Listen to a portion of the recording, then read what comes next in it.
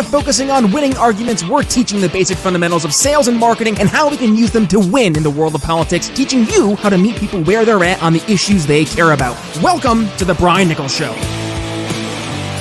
Well, happy Tuesday there, folks. Brian Nichols here on The Brian Nichols Show, and thank you for joining us on, of course, another fun-filled episode. I am, as always, your humble host, and today it's you and me, one-on-one. I'm answering some of your questions, but before we get there, go ahead and give a shout-out to another one of our awesome sponsors, and that is today the Expat Money Show. Head over to briannicholsshow.com/expat, where you can join our friend Mikhail Thorpe, who will help you protect the money you worked so hard to earn from ambulance-chasing lawyers. There we go, nefarious creditors and greedy, unjust governments. And he will help people just like you invest internationally, secure second passports and residencies, eliminate your tax bill, and take advantage of offshore structures so you can travel the world freely and never have to worry about money again. Yes, make sure you can eliminate your tax bill, especially with all 87,000 IRS agents coming your way. But our good friend, yes, Mikhail Thorpe, can teach you all of this and more over at the Expat Money Podcast. But also, you can head over to briannicholsshow.com/expat and grab your free tickets to his awesome virtual summit taking place November 7th through November 11th. 5 days, 30 expert speakers. And amongst them is the one and only Congressman Dr. Ron Paul. That's right. So head over to briannicholsshow.com/expat and get your free tickets today. All right. On today's episode, one-on-one, and today we're going to be talking about some questions that I've been getting in the inbox and on social media. We're going to cover a few of them today. I picked a few, and I've put them into a quick little slide here we're going to go through. And the first one I thought was a good one, so I want to make sure I put it first because it's definitely going to take up a lot of time, and that is, how has politics changed since President Trump's election back in 2016? Is this a good thing or a bad thing for libertarianism across the board? And why? So let's kind of start off. How has politics changed since President Trump's election back in 2016?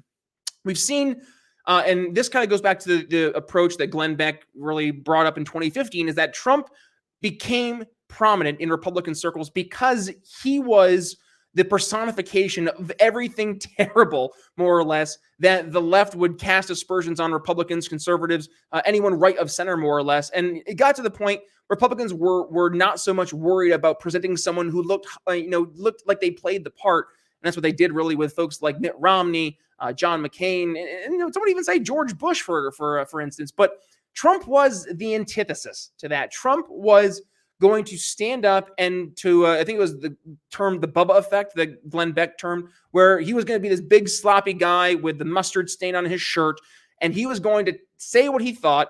And if that meant going after people because they were the ones going after him, or even insinuating they might go after him, well, he was going to at least swing the first punch. And this kind of goes back to this belief. And it's a great, I understand it because it's something that you've been wanting, and it's great to feel this energy of Republicans, conservatives, and I dare even say libertarians fighting back. And that was the culmination of the Trump presidency in 2016. So how did politics change? We really had this split away from the traditional. There was two sides, the left, the right, Republican, Democrat, but they weren't that different. They more or less agreed on some fundamental basic truths and some principles, it seemed, right? Again, this is all the narrative that we saw going into the 2016 election, but more or less, they were the ones in control and power, and the country kind of went along to get along. 2016, all that changed. It was either you were with Trump, against Trump. Trump was the end of the republic. He was a threat to democracy. Trump was going to save us. There seemed to be battle lines drawn everywhere. But it also exposed people for who they really were, which I thought was fascinating because you had some folks who were diehard, air quote, progressives, but they turned out to just be shills for the establishment because Trump took such a hard anti-establishment approach. On the other side, you saw some folks who just decided to tie their name to Trump because it was politically advantageous at the time. But fast forward to 2020, and were they as steadfast as they had seen back in 2016? Not necessarily. So Trump and the election of Trump and his presidency, it shined a light on not only those who were disingenuous in the world of politics, but also what it did was it made people have to if not necessarily get involved, at least be aware, right? At least know that things were going on. You couldn't just sit back and chill for a little bit and let things just happen around you. It's kind of the old John Mulaney skit. The idea is the horse in the hospital skit, for those of you who haven't seen it yet, or who have seen it rather, where he talks about, him not really caring and other folks not really caring about who the president was before the horse in the hospital, Trump, because they thought that, they didn't really need to, because they thought the guy that was in the office was okay or decent. And that was the problem. And that right there, it encapsulates exactly what was wrong with our American political system and the electorate that made up it, is that a lot of folks just tacitly would go out and vote for whatever team they thought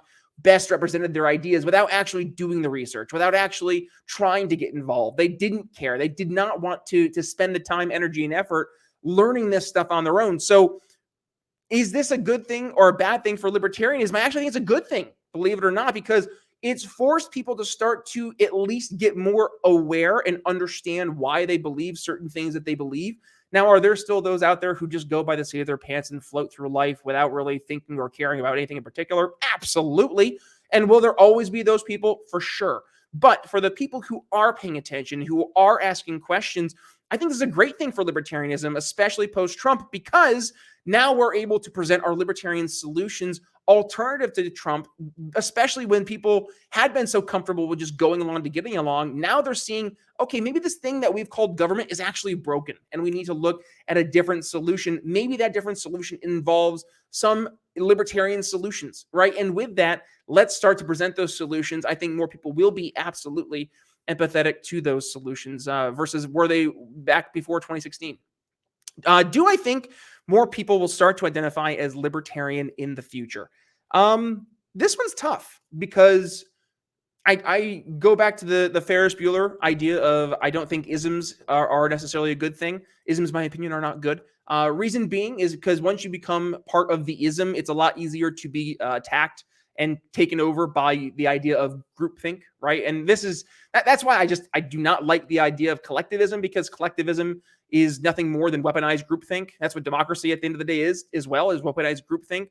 If you get a mass of people all moving in one direction simply because that mass of people is now moving in a direction, and once an object is in motion, it stays in motion, that doesn't necessarily mean it's a good thing, because if you're going towards a cliff, you want that object in motion to stop. So do I think that it's a good thing where we are right now? No, but will I think it's going to be more of a good thing as more people identify as libertarian in the future, because they start to identify and ask more of the questions and see, maybe I am libertarian? Yeah, I think you will see, especially now that people are asking questions, that libertarianism, the ism that is libertarian, if we will, that is going to be something that people will, in fact, refer back to. They will start to gravitate more towards. Now, is that happening right now? I don't think so. I think we lost a great opportunity over the past 4 years. I'm not going to rehash old wounds that I've gone through here in the show about libertarians in positions of power from yesteryear, but we're in a good spot now to help reclaim the narrative. I was just, as I talked about in my last episode, over at Young Americans for Liberty Revolution 2022 down in Orlando, and talking about the future of liberty and seeing how the conversations are changing. More and more young people even are starting to go to these events and go to these conferences saying, I wasn't even politically involved 2 years ago, and now all of a sudden here I am starting to ask more questions. Now, I think we could have done a better job back during the COVID lockdowns especially, but I think we're going to see that more people, especially now, are going to start gravitating away from the traditional GOP, the traditional Democratic just go-tos, and we'll start to instead look at alternatives, be that libertarian or elsewhere. But I think we have a good shot to meet people where they're at on the issues they care about and show that, yeah, we've been consistently right throughout not just the past 2 years, but in many instances for decades and plus beyond then, especially when you look at what's going on with the monetary policy impacting right now the impact on cost of living and inflation. We've been right on the impact of and the importance of focusing on the dollar and the impact of our monetary system as it pertains to the just skyrocketing costs that we're seeing, but also the impact on the role the Fed plays. So yeah, I think, if we continue to show and build the case that we have not just been consistently correct, but that our solutions would have solved these problems where we listen to And now we start to help build trust with folks. Yeah, I think more folks will, in fact, start to identify as libertarian.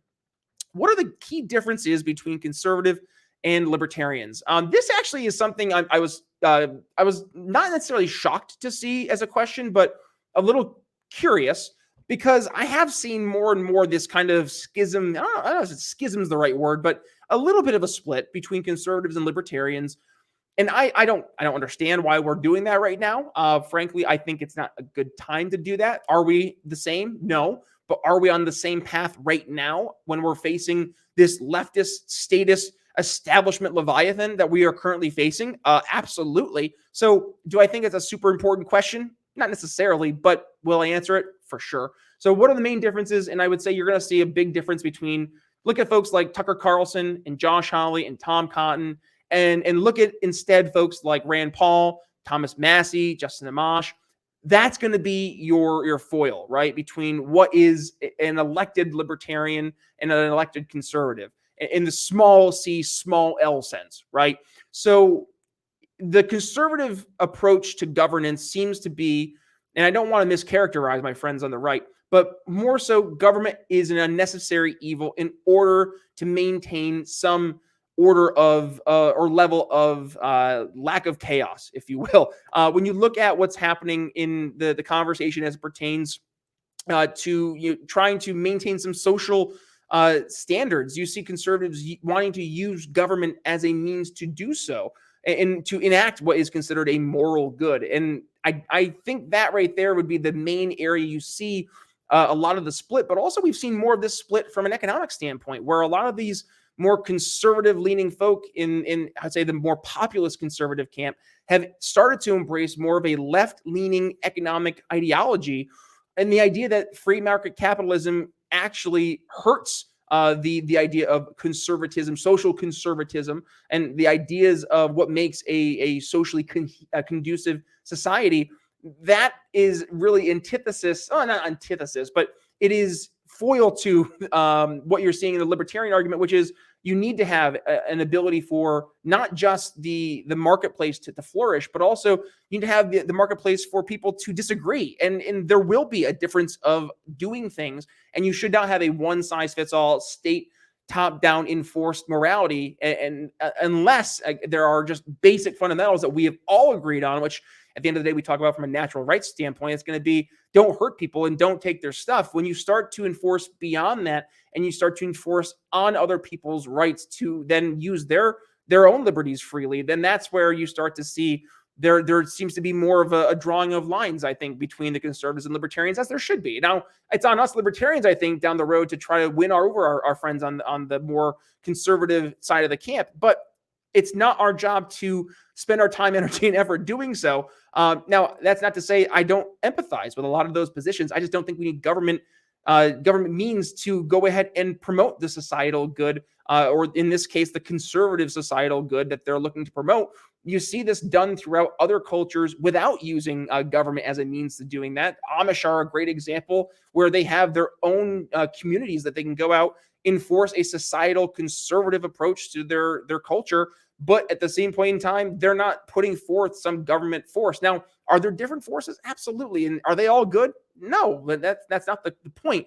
The point being is that once you centralize that in one government entity, it can absolutely be taken advantage of and utilized against you. So we don't want to put those powers of enforcing what is considered good or bad in the one entity, but rather we want to make sure that's dispersed as openly and quite frankly as a non-hierarchical as possible. Let it go out and let people do what they need to do in their own lives without having a one-size-fits-all approach.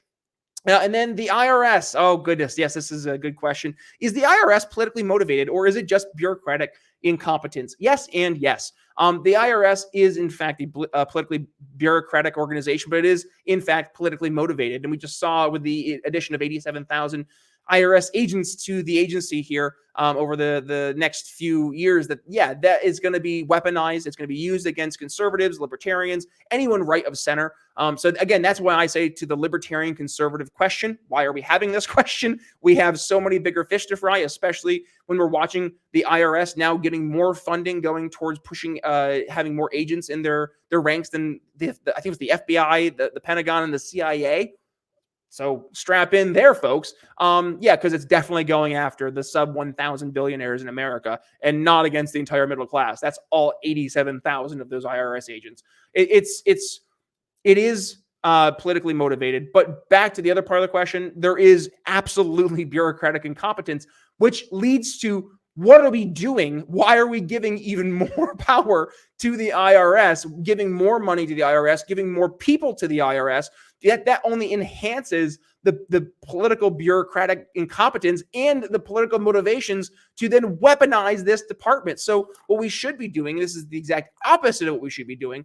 The main goal should be to scale back the IRS, to make it as small as possible, and to frankly eliminate the income tax. We need to abolish the income tax, get it out of the Constitution, and frankly get rid of the IRS. The IRS is it's a theft organization at the end of the day. And frankly, we are at a point as a society where we have so gotten past, and this is another question I did not put in here, but with technology, we are getting past the means of government dictating what we can and cannot do. There's going to come a point where technology is advancing so quickly that government adaptation and response to technology advancing cannot and will not keep up. Government, we know, is inefficient, is bureaucratic, and with that, it has inherent flaws in its ability to adapt, to react, and to adjust course based on what's changing around it. That's why we talk about our solutions being overtly better than our government solutions that we currently see in place now, because our solutions, when they're presented through a free market approach, can react, can adapt based on what's happening in the marketplace, whether it's changes in the marketplace, whether it's changes in what people are demanding, whether it's changes on the supply side or the supply chain, whatever it may be. We see that the marketplace can adapt, whereas government has so much difficulty in trying to react to these problems. So going back to the IRS and any government organization across the board, we should be going across the board and cutting and minimizing them to as small as possible. And I think that pretty much is a pretty simple answer there. I hopefully covered that pretty well. But otherwise, that seems to be a pretty straightforward yes and yes. So that's some of the questions I had that I covered here from the Brian Nichols Show perspective. Hopefully you guys enjoyed today's episode. A little bit different, obviously. No guests today. And we did have a couple hiccups here with some guests as we got back from Revolution 2022 to get them on the show. So don't worry.